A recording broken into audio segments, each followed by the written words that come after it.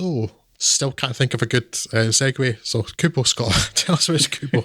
Kubo and the Two Strings, which we have spoken about at some length back at the turn of 2016 in an intermission episode, and then again in the following episode where we named it our film of the year.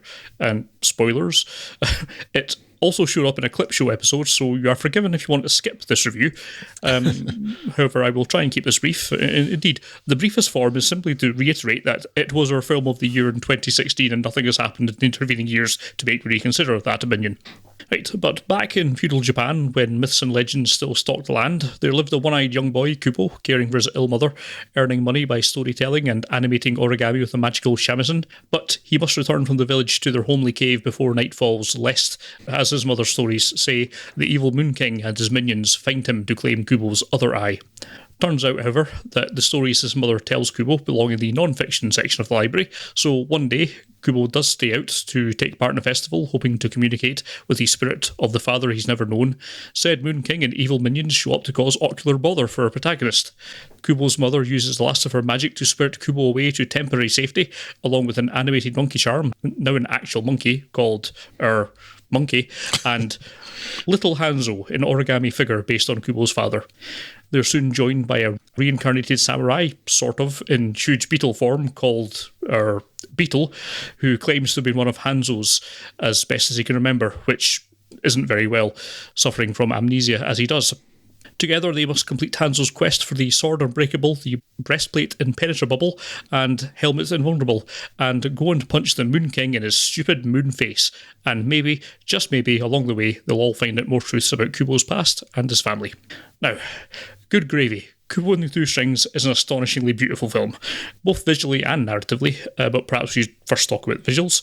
Of course, as mentioned, all of these films are, but this has a great variety of strikingly lovely characters and creature designs, and the scale of some of them is mind-boggling, requiring a mind-boggling amount of work to animate and realise. The characters are also strikingly well realised, both visually and through great vocal performances from the likes of Matthew McConaughey, Charlize Theron, Art Parkinson, Rooney Mara and Ralph Fiennes. The story is in equal parts funny, action-packed, intelligent, epic and touching. In short, it's an incredible film, and if you haven't seen it, you are missing out on, well, the best film of 2016.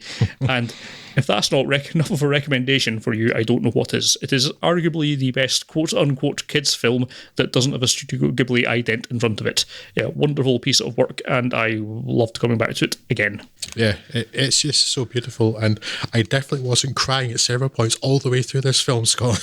Yes, me neither. Definitely it's not a thing that happened.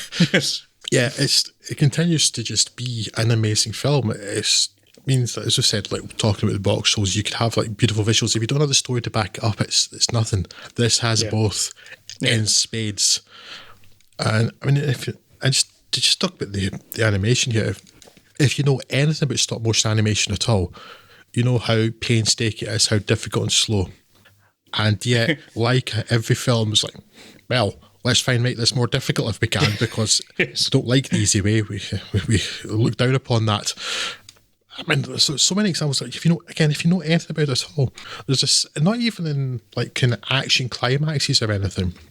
There's a scene right near the start of Paranorman where Norman's visited by Mr. Prendergast, John Goodman's character, as a ghost in the toilet, and you're seeing the cubicle walls bulge and the floor ripple, and I'm watching this thinking, how much work was that for a scene that's set up the story but doesn't actually matter? And and that's what they're doing for an establishing scene. Where you just impart a small bit of information.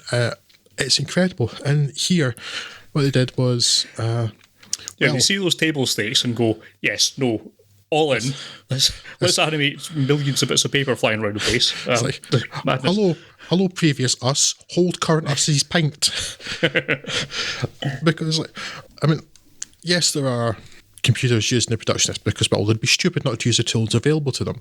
So sometimes there are computer generated backdrops. They use a lot of computer for compositing because things are filmed against green screen. But the actual animation is genuine stop motion animation. It's all done by hand. Yeah. Almost everything beyond like backdrops and things are physical sets, all handcrafted or 3D printed and stuff. So it's all real, and they're all, like, every frame of animation is done by hand. And so what did they decide to do? Well, they'll have 3 small characters fighting a giant skeleton warrior that in real life is, 5 or 6 meters high in its full form with the legs. Yeah. That is insane. Like is a byword for masochism. And again, if you don't have a story, then it's not worthwhile. But in this, it's just a wondrous story and a wondrous scene. And then in the back of your mind is like, wow, that's like seriously technically impressive. They've got everything going for them in this film in particular. Yeah. It's just an astonishing piece of work and an astonishing piece of art as well.